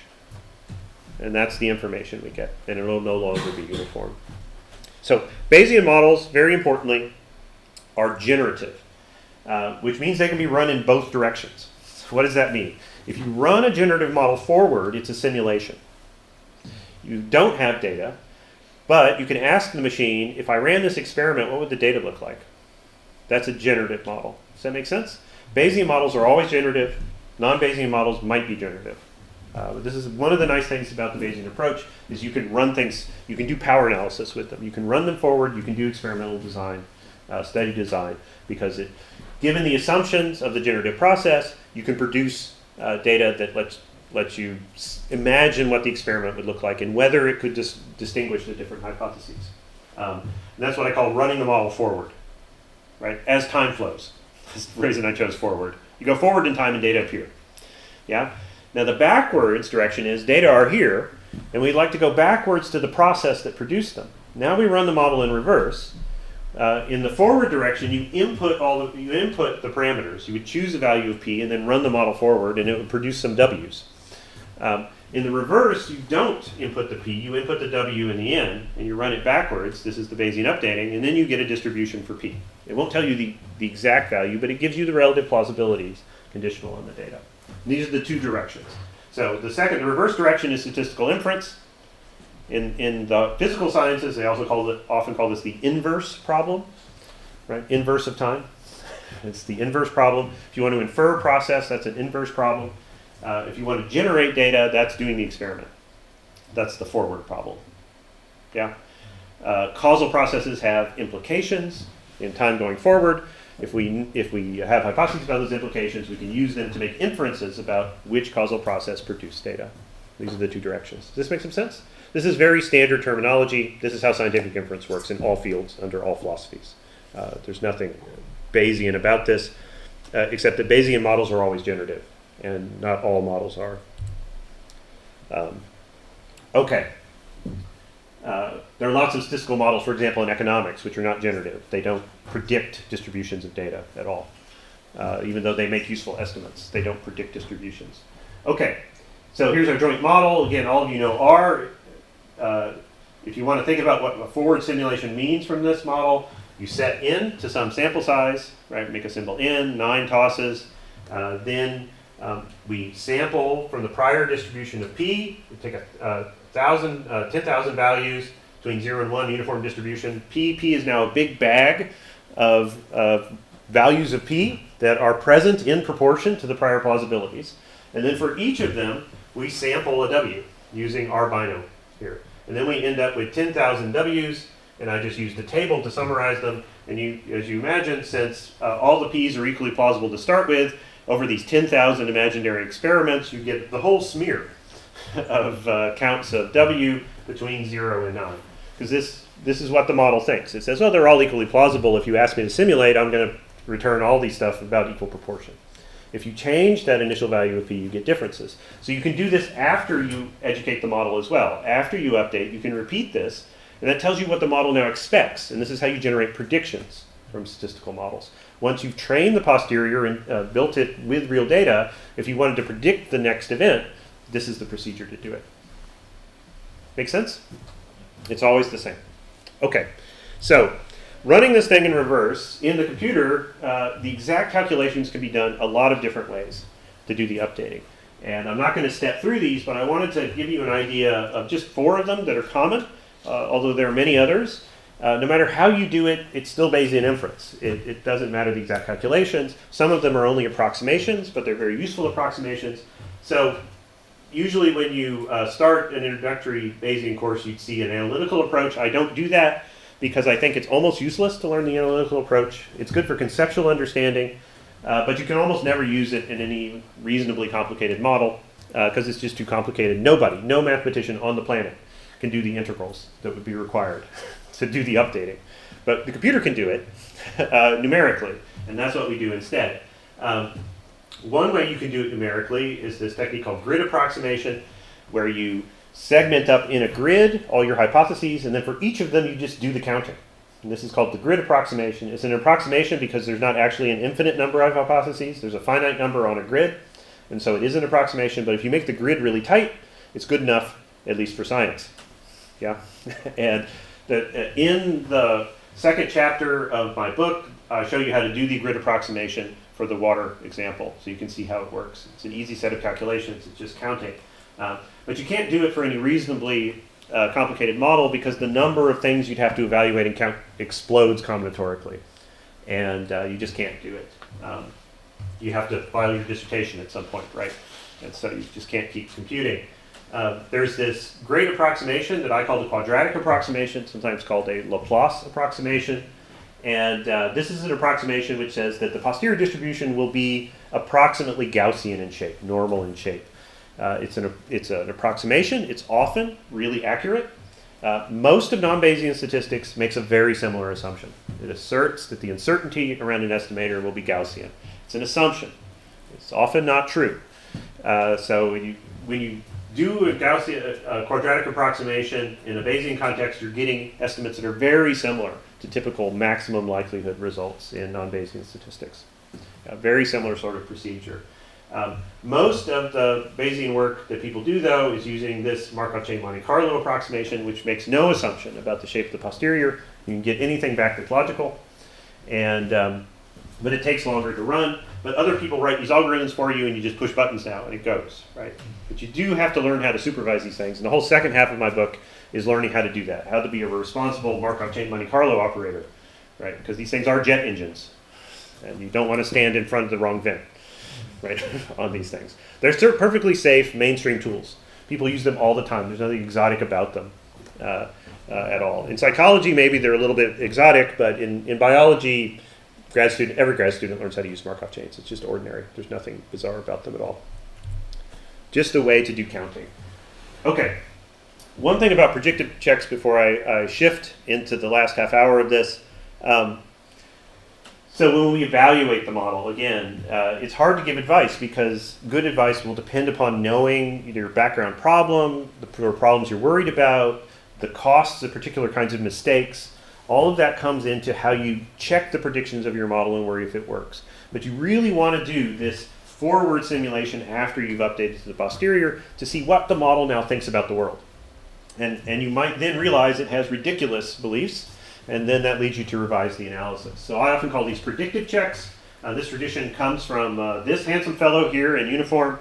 This is Edwin Janes. He was an American naval officer, as you can probably guess, but also physicist, who had made many important contributions to Bayesian statistics during his career. And he was very big on the idea that you have to respect models and check them, right? Trust but verify. And these are this predictive checking style. But it's not like a significance test exactly, but it has the same spirit, right? You're checking if the model is consistent with the evidence, with the data, and that's what a predictive check is like. But you're checking the non-null, right? Is the non-null that we've estimated from the data consistent with the data? Right? This is something that's not often done in non-Bayesian statistics. It's a standard part of the workflow in Bayesian statistics. Given what the model has learned, does it make any sense at all? Right? But there's no universal best way to do it. Now you have to use your judgment, and there's no way to justify any threshold like 5%. Of course, there's not in non-Bayesian statistics either. 5%, why is it a 5% threshold for statistical significance? Well, because there was a bony fish that crawled out of the ocean in the Devonian, and it had 5 rays on its arms. That's the true story, right? And so 5 is a cognitive attractor, and this is why Fisher said, about 5%, right? He's trying to stop agricultural scientists from destroying the food supply of England, and he picks 5. But it's just because the bony fish had 5 rays, and that's why mammals have 5 bones in their feet and hands, and that's all it is, right? If they'd had 7, we'd have the 7% threshold. Well, we'd have a base 14 system, right, instead of a base 10 counting system, and we still call it 5. But anyway, let's not go off on my science fiction short story. But yes, question. Is this the same related to the alpha value? This is a deep conversation. It's related, so they're not always the same. So alpha value is Neyman Pearson. Fisher is a whole different theory of significance testing, which is why I say I don't want to open up this can right now. But when you talk about alpha and type 1 error rates and calibrating error rates, that's Neyman and Pearson, who were rivals of Fisher. Oh, they hated one another. It's a miracle they didn't have a duel with pistols. And Fisher's significance testing is different. But yeah, it's for the sake of not doing too much harm, it's about the same principle. Yeah, the alpha value being 5%. But in Fisheриan statistics, p-values are continuous. In Neyman Pearson, there's just a threshold, and the absolute value of the p-value isn't informative. So we don't have alpha value with Bayesian. Well, you have errors of different types, and you could count them. But no, we're not doing significance testing because it's a bad idea. Because we can predict everything. Well, we can't predict. We may not be able to predict anything. It's because rejecting a null hypothesis is a useless ritual. That's why we're not doing it. We want to build a substantive scientific model, and that's what this procedure is about. We have substantive conjectures, and we're trying to estimate which of those causal processes produces the data. Significance testing doesn't tell you what caused the data. It tells you what didn't. But then we can go further with causation. We're going to talk about causation later, but significance testing won't tell you what causes what. It absolutely will not. And It just measures the strength of an association.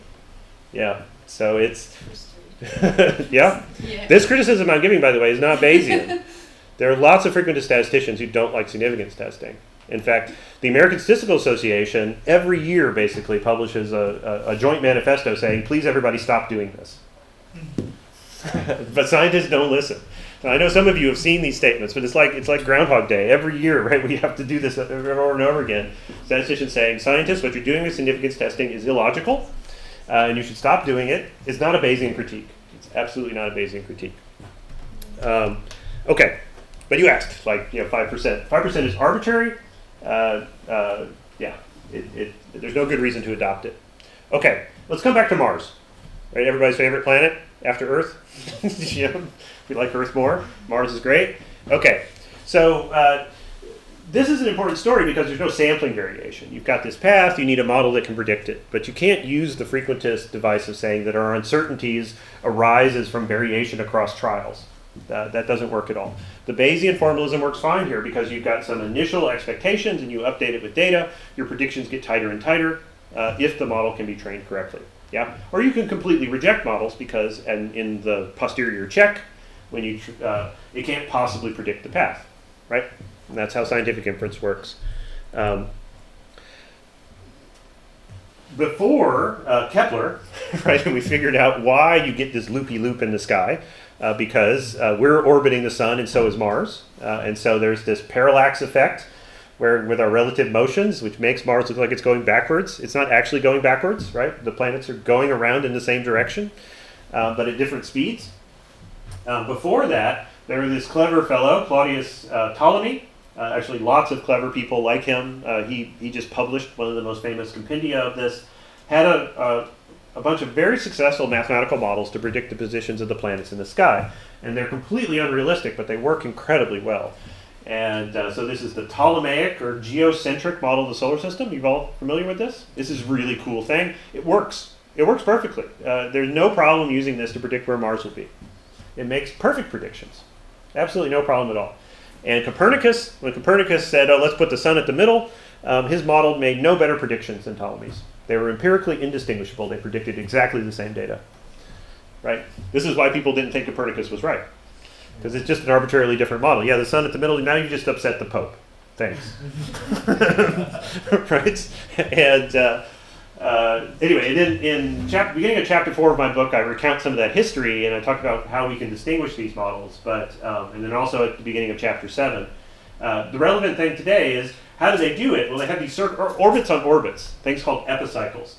So it's such a great model of geocentric system because the Earth isn't even at the middle, right? It's like offset, and then it's, the other planets are orbiting some point between the Earth and some imaginary point in space called the equant, and it's the music of the spheres, right? And but it works. It makes perfect predictions because it was trained on the observations. They had the data. They found a set of mathematical functions which could almost perfectly predict the presence of Mars and the other planets, but it had this crazy system in it. This system turns out in modern language to be something called a Fourier series, which are written here on the left of the slide. A Fourier series is a way of approximating any periodic function by decomposing it into a series of circles. And you can approximate any continuous repetitive path, like an orbit, with embedding circles in circles. And this is called a Fourier transform. It's a workhorse of applied mathematics. You can do lots of really cool things with it. But it's not a claim about causation. It's just a description. It's a mathematical technique, a really good one, for approximating to any arbitrary precision some path of a thing. And it's amazing Ptolemy discovered this, right? He didn't know it was a Fourier transform, but he discovers this, and they do the trigonometry, which the Greeks had invented, remember? And it's a real achievement. So I say this, people make fun of geocentrism, but none of us are sophisticated enough to make this model, right? This is a real scientific achievement. It's a really amazing thing. And it also demonstrates that statistical models don't contain any information about causation in them. They're just prediction engines. Machine learning is about prediction, it's not about cause. And the big distinction is, now if you want to use this model as a model of the solar system to do some work, you're going to do some causal intervention in the solar system. What would that mean? Like you launch a probe to Mars and you want it to land on Mars. This is a bad model. you're going to miss Mars, Yeah. right? It's not going to get anywhere near it. So it matters when you do an intervention. But in the absence of an intervention, the predictive model without any causes in it is fine. Does that make sense? And so this is why inferring cause is an additional step. You don't get it from doing statistics. The field of statistics is not a field about causal inference. It's a field about describing associations among variables. And the cause is up to us as scientists. We bring the causal information in, it comes from the scientific background, we design experiments that can distinguish causes. But all of that is interpretation laid on top of the model. The model will be perfectly happy with this. Yeah, always. Okay, so all these sorts of models like regression are like this. They're essentially geocentric. So I say in my book, regression is the geocentric model of statistics. It's just a big descriptive engine for making predictions, but there's nothing about cause in regression. None of the symbols mean cause. If you want them to mean a causal effect of a variable, you need additional assumptions outside the regression model. And I'm going to show you some of those in the next slides, but this is a very important point that I think is left out. And causal inference is a big topic in applied statistics. It absolutely is, but statistical models don't have it in them. Okay. Yeah, so I wanted to get Gauss in here, right? So Gauss invented linear regression to describe the motions of planets, actually. This is what he did with it. And these are very powerful machines. I'm not trying to say they're bad. These linear golems can do lots of really sophisticated things. They're all based on the Gaussian distribution. Gauss didn't name it after himself, right? He just said, here's a distribution of errors. People later named it after him. And so I wanted to give you a quick glimpse into why we use normal distributions so much as error distributions in nature and where that assumption comes from. And I want it to be clear that it's an ignorance assumption. It's an assumption that it's not a claim about how things are going to turn out. It's a claim that however things turn out, this calibrates our uncertainty in the right way. Normal distributions arise spontaneously through aggregating processes in nature all the time. They're completely unremarkable, which is why we use them so much. But they represent states of ignorance. They're like a half-informed state of ignorance. Let me give you a quick example. I can't spend much time on this, but so this is Gauss's 1809 derivation of linear regression, by the way, Bayesian. The word Bayes doesn't appear here, of course, because everybody was Bayesian at the time, but it's probability theory, inverse probability is what they called it. Okay, so why normal? Let me give you an example. So football, right? Imagine we all go out to a football pitch and we line up on the midfield like this. And then each of you's got a coin, euro coin in your pocket. All of us have euro coins in our pockets because we live in Germany. And we flip it, right? You need it to get, you need it to live, right? You need a euro always. It's like part of your survival kit. So you flip it, and if it comes up heads, the proud eagle or whatever, let's call it eagle, then you take a step to the left, and if it comes up the other side, you take a step to the right. And we repeat this process multiple times. And our positions are going to drift, right? So in the first, some of us get the eagle, some of us don't. And then we drift a little bit more, and our distances from the midfield line scatter more and more. Now, we do this some number of times. We measure our positions, and the question is, what's the distribution of the distances from the midfield line on this? And I assert that after a few coin tosses, they will be approximately normal. They have to be, because the process of your steps and the distance you move is adding fluctuations that are generated by the coin toss. And in nature, when you add fluctuations, you end up with normal distributions. And that's it. There's a deep information theoretic explanation for why that has to be so, which I'm not going to repeat here, but it's in my book. So I'll say if you're curious about it. And this has been known for a really long time. So here's an animated version of this story. The football pitch, we start out at the midfield position 0 there on the top. After 4 coin tosses, I summarized the distribution of distances for like 100 people, say, that we put on the field at the bottom. And you'll see it's looking kind of Gaussian already, but the tails aren't thick enough. After 8, now it's pretty Gaussian.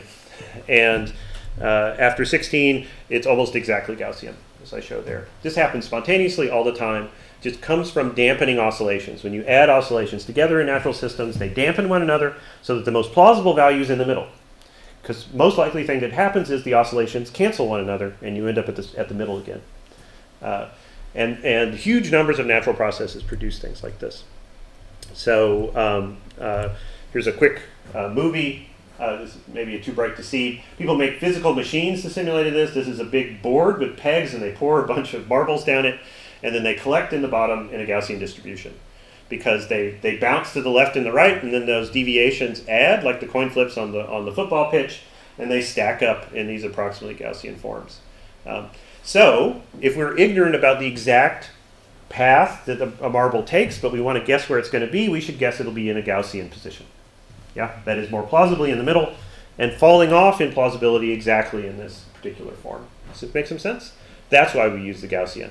It's not a claim about where things will be exactly. It's a calibration of our ignorance about where things will be. But it's an educated guess. Okay, let me go a little bit through this because I want to get to causal inference. So linear models, they're geocentric. They're incredibly powerful and useful. And when we teach Bayesian statistics, we don't tend to teach all the little special cases of regression. We just call everything regression or a linear model. So there's a huge range of specialized procedures and tests like T-tests, single regression, multiple regression, ANOVA, ANCOVA, MANOVA, MANCOVA. Are these familiar at all? Right? They're all the same thing. They're all linear models. And so I just like to teach the linear model because then you get the full power, right? And you can mix and match and do what you need given your scientific purpose. It's about learning the framework instead of the individual little tools, yeah? And it's this construction perspective. And these are, I just wanted to show you in the Bayesian perspective what a linear regression means. It means now that there are an infinite number of plausible lines that connect two variables together, and we want to rank them all in their relative plausibility. And that's what Bayesian regression does. There's an infinite number of possible lines before you see the data. So here in the upper left of this slide, we introduce the first 10 data points. These data points are people, and we're estimating the slope that connects weight to height in an adult population. And it's positive. Yeah, so when we see 10 individuals, I'm sampling, I think, 100 lines from the posterior distribution here. Now the posterior distribution contains lines. Right? And lines have a slope and an intercept. So you can describe where the line is. And they're very scattered because the model's still not sure. Because you've only given it 10 people. And it's like, yeah, this is the best I can do right now. All of these lines are plausible. We give it 10 more, it starts to contract. Because now a lot of those lines are less plausible. And it starts to contract around the data. After 50, you can see that scatter. Right, but it's more uncertain on the ends because of the way lines tilt. After 100, it's getting quite confident. Over here, after 350, it's the plausible lines are all tightly bunched up around a single best line, right? Which is the line you get in a frequentist analysis, is that best fit line that's in the middle. The uncertainty in the Bayesian analysis is bow tie shape of uncertainty. That's all the lines around it that are roughly equally plausible to one another. Does this make some sense?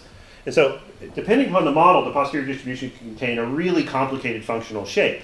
And what the posterior distribution is doing is ranking them all relative to one another. How plausible are they, given the data? But it can be really complicated. It can be a bunch of curves, all kinds of things. Quick example, you can do curvilinear things.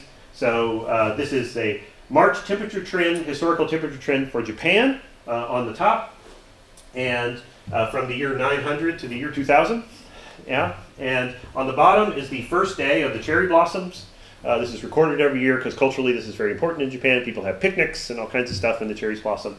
And so if we wanted to estimate the trend of the cherry blossom thing so we could compare it to the temperature trend, there's a linear model in here actually that's used to construct this fluctuating trend, but it's highly uncertain. You can see this gray region I've drawn on this is the posterior plausible center part of that trend at each year.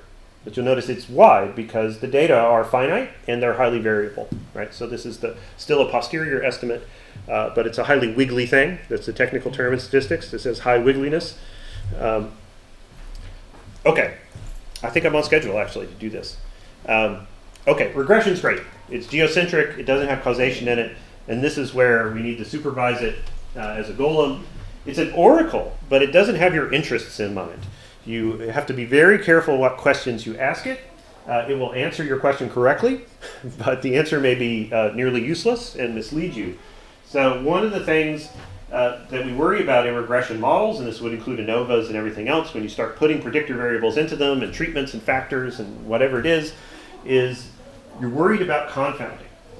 What do you need to control for? And there's this tradition that evolves that people will think, well, let's be safe, let's put everything in. And is that a good idea? So think about this as this, you read scientific papers and people say, we controlled for age and socioeconomic status and gender and a bunch of other stuff, right? And then you're supposed to say, oh, well, those possibly can't, it must be safe now. This is a causal effect. This is a bad idea. This is what I call causal salad. Causal salad is, okay, I want to make a causal inference, so I've got all these variables. Let me toss them together and do some statistics, and then I'll call the resulting parameter values causal. This does not work. You can prove it logically, mathematically, that this is bad. And I just want to give you some conceptual examples to take away. This is not a uniquely Bayesian thing at all.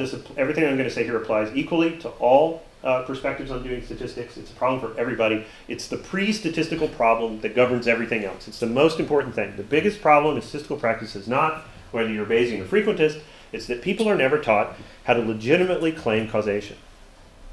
Yeah, and they just run models and claim the parameter estimates are causal. So, adding variables can create confounds just as well as it can remove them. I'm going to show you a case where it removes them, and then show you a case where it creates them, and then I'll let you go home and be happy. Mm-hmm. Yeah? Okay. An example, I think you'll intuit, and this is a way to introduce you to causal diagrams. What you're seeing here is something called a directed acyclic graph. Don't worry about what that means. It's just a terrible name for a causal diagram. This is causal because the arrows indicate causation. There are three variables here: age, height, and a math score for students. And say you're interested in the hypothesis of whether taller people are better at math. That's why the question mark is there. We don't know that, but we want to estimate the causal force on this. So this is like structural equation modeling, which I know some of you have certainly seen, right? Structural equation modeling comes from the same origin here, from a biologist named Sewell Wright. Age influences height and math ability. Yeah, we're pretty sure. And so as a result, age is a confound. If you wanted to estimate the causal influence of height on math, individual age gets in the way of this because it's going to create a correlation between height and math ability, even in the absence of any causal relationship between them. Right? I assert that taller people are not inherently better at math, but on average in a population of children, height and math ability will be correlated because as they grow and they study, it creates an association, but that association is not causal. Yeah? No one wants to argue that point with me? Okay, good. And so I choose examples that are intuitive, right? So age is what we normally call a confound. It's something that causes both of the other two things, which means if we just measure the association between height and math, it's confounded by age. And we have to somehow remove the age effect to estimate the causal effect of math on height. And this is where adding something to a regression model works. And I want to show you why it works and give you an idea, because then we'll also be able to explain why this doesn't always work. So what we'd say is that math is independent of height, conditional on age. And we have to say what conditioning means. Conditioning means for each age, we throw away all the other kids, we just look at all the kids with the same age, and then we assess the association between height and math score. That's what controlling for age means. It means stratifying on the variable. Stratify the population by each unique value of age. Or if they're not all the same age, you look at similar ages. Yeah? That's what conditioning on means. And that's what you do when you add a variable to the right-hand side of a regression or an ANOVA. You're conditioning. You're stratifying the other estimates by that thing. It's a way of conditioning. So if I simulate this population, and I did, we've got, I think this is like 1,000 kids or something. I forget how many it is, 5,000 kids. The math score, age, and height. The way to read these, this is called a pairs plot. The way to read this is the bottom axis here is what's below it. So this is age on the horizontal axis in the top middle plot, and the vertical axis is math score. So their math scores are improving as they age. Yeah? Because they're learning. Yay, education works, right? And this graph in the upper right is math score on the vertical and height. Okay, so this is age height is the horizontal thing. So taller people are better at math. But does height cause better math scores? And of course not. I know because I simulated these data, right? And age is causing better math scores and age is causing height. But that generates a correlation between the two. And that's the confound effect. So now what we're going to do, right, and also, yeah, age and height are correlated, right, because people grow. Well, kids grow, right? I'm done growing. I'm shrinking. Right? But what we're going to do is we're going to stratify by age. So we're going to take this plot up here, and we're going to look within each age cloud at the correlation between height, and math ability. That's what conditioning means. And I can show you that. We just look at 4 different ages here. Age equals 7, 8, 9, and 10. Scatter plot between height and math, and you see there's no pattern once we condition on age. That's why stats is helpful for making causal estimates, but you have to intuit what might be a confound and put it in the model.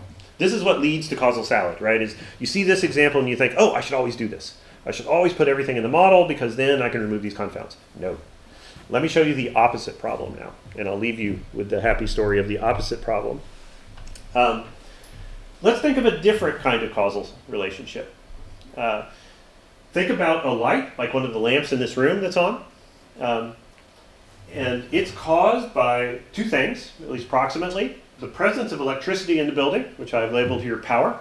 There's power flowing into this building, which makes it possible for the lights to turn on. And there is a switch on the wall. Both of these things have to be on, as it were, for the light to turn on. That's why there's an arrow from each in this causal diagram pointing to light. Does that make sense, why the diagram's like this? Power doesn't cause the switch, right? The switch can have any state, on or off, regardless of the power. But if the power's out, the light can't be on, right? And it doesn't matter what the power's like if the switch is off.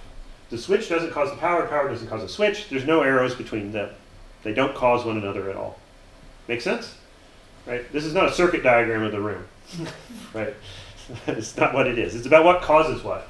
And the power doesn't move the switch on the wall. And moving the switch on the wall doesn't make power flow into the building. It just makes it flow to the light. Yeah? Does that make sense? No? This is, think about if the power is out, right? If you wanted to know the state of the light, you need to know the value of both of these variables. That's what these causal diagrams mean. Light is a function of the presence of electricity and the state of the switch on the wall that controls the light. That's what a causal diagram means. And that's all it means. Perfect common sense. And so if we were going to, when the light is on, you know something about these variables because you're a person, right? So if the light is on, you know both of those things are true. There's power and the switch is on. Yeah? And this is the sense in which, causally speaking, the switch is independent of the power. They have nothing to do with one another. You can, if the power's on, that doesn't constrain the lights to be on. You can get up and turn them off. Yeah, I'm always telling my son this. You can turn the lights off. That would be fine. The switch has no function if there is no power. But it's still there, and you can still turn it on. With no power? Yes, of course you can. You can move it. It moves on the wall. Try it. It moves. It moves on the wall. It pivots. Yeah, in my house. It moves. It just won't do anything. But then you take the light out also. No, the light is still up there. We haven't disassembled the room. The lamp is on the ceiling. The switch is on the wall. Right? This switch means the state of the switch. Is it indicated up, on, or off? Yeah. Whether that causes the light to turn on depends upon the presence of power in the city. Yeah. Yeah, that's all the diagram says. Right?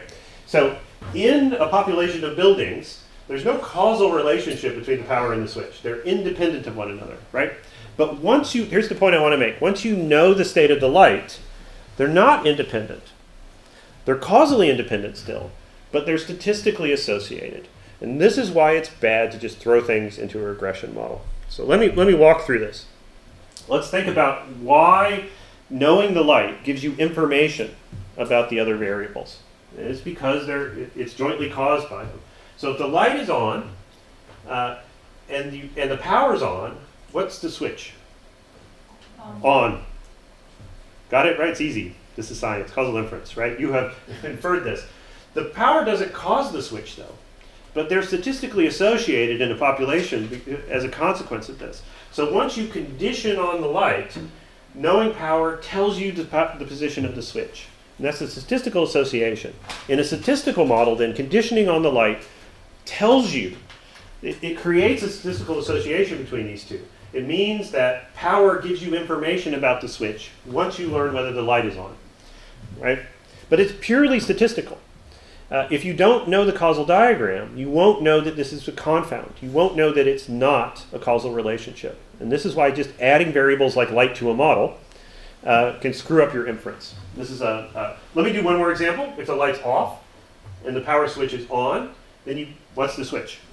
off, right? So statistical association, you can predict, even though there's no causal relationship between the power and the switch, you can predict the state of the switch if you know the other two. Yeah? So light is not the cause of the switch, but if you add it to the model, it'll tell you that power predicts the switch, right? Which misleads you. Now, of course, you would never do this in this case because you understand electricity and the switch on the wall and all that. But if you just start doing causal salad with variables, you can easily be tricked. This is a special effect in statistics. This is known as collider bias. The switch is the light rather is called a collider because two arrows enter it. They collide on the variable. Let me show you another example that isn't totally silly. This is a real example from the literature on happiness, which is a very fun literature. Right? People study how to be happy, so there's a big literature on it, right? I want to know how to be happy. If science can help me, this would be great. So this is a published example. So say you're interested in investigating the relationship between age and happiness. You want to know if older people are sadder or happier, right? Probably nonlinear. There's probably some curvilinear relationship, right? It's plausible that marriage is a confound, right? Because that affects people's happiness. And we're not going to say which direction, but it might have an effect, right? Should be careful what I say here. This is being recorded. But suppose the true causal relationship is that age doesn't influence happiness at all. This is a thought experiment. You're going to ask the question, you're going to regress happiness on age, but you're asking, should I control for marriage? Because the relationship might be different among married people and non-married people. Sounds reasonable. But if the true state of the world is that there's no relationship between age and happiness, people are born at a certain happiness and stay that way their whole life, or they drift around, but it has nothing to do with age. But age and happiness affect marriage. Why would that be true? I think this is very plausibly true. Every year you live, you have another opportunity to get married. So older people are more likely to be married than younger people. Age causes marriage. It does. I know it sounds weird, but from a variable position, it does. Yeah? And now there's also divorce and remarriage and all these other dynamic processes that are fun, but leaving that out of the model for the moment. Happiness also causes marriage. People don't want to marry sad people, right? So all other things being equal, happiness is a predictor of being married. In my book, I think it's chapter 6, I wrote a simulation of this, and I show you that if you do a regression where you're predicting happiness with both of these, you end up concluding that people get sadder with age. And this is because it's a collider. You find out. So happiness is independent of age. That's an assumption of the model. But once you condition on marriage, it's not. It's dependent on age, conditional on being married, because there's this finding out effect. So again, let's think about it like a light switch. If I know that someone's married, and I know that they're young, then they're probably happier than average. So I find out happiness by knowing age. And vice versa. If someone's married and they're really old, they're probably less happy on average. And if there are frowns in the audience, I'm sorry. But it's not causal, right? This is just a statistical artifact of conditioning on a collider, which is a very bad thing to do. How do you know if something's a collider? You need theory. It's not in the model. It's outside the statistical model. Okay, our time is coming to an end. So let me try to summarize that a bit. This is my why not just add everything. So remember, causal salad is just my playful term for this very common procedure in the applied sciences not the applied sciences, in applied statistics, of just conditioning on everything that you've measured in hopes of avoiding being confounded. That works for benign sorts of confounds, like age, creating a spurious correlation between height and math ability. It will not work for colliders. Colliders exist. This is a real threat. There are many famous examples of artifact relationships because people condition on colliders. Happens all the time. It's not even exotic. And you get all sorts of other things that I haven't given you examples for too, although there are examples of these in my book. Things like conditioning on post-treatment variables. If you run experiments, you're not safe from this. So a post-treatment variable is something that happens after the treatment is applied. And sometimes people put these as controls in their models. This is very dangerous. You can end up concluding that the treatment has no effect when it actually does. Why? Because the treatment is mediated through a post-treatment variable. And so if you put the post-treatment variable in, it explains away the treatment. After you know the post-treatment variable, you don't learn anything extra from the treatment. It's a very risky thing to do, to condition on post-treatment variables. Sometimes it's safe, though. It depends upon the details of the causal model. Likewise, there are pre-treatment variables, things that happen before the treatment. These can be colliders. And then you don't want to put them in the model either. But you might want to condition on them because they might be confounds. Yeah? You having fun yet? There are whole books about this. Again, there are like 2 chapters in my book which are all about these problems. Question? Are you calling colliders the Light switch. biases? Sometimes it's a bias. Sometimes it's not. It's a bias when you condition on it and you're not aware it's a collider. Then it creates a bias in the estimate of the causal effect. So what's your? What is it? The concept of Bayesian, or is just your? This is not Bayesian. Your this- terminology. This is the terminology in the field of causal inference. Standard terminology in the field of causal inference. Yeah, it's neither Bayesian nor not. Although most causal inference stuff is Bayesian, but that's just, it doesn't have to be. This is independent of that. There is good news.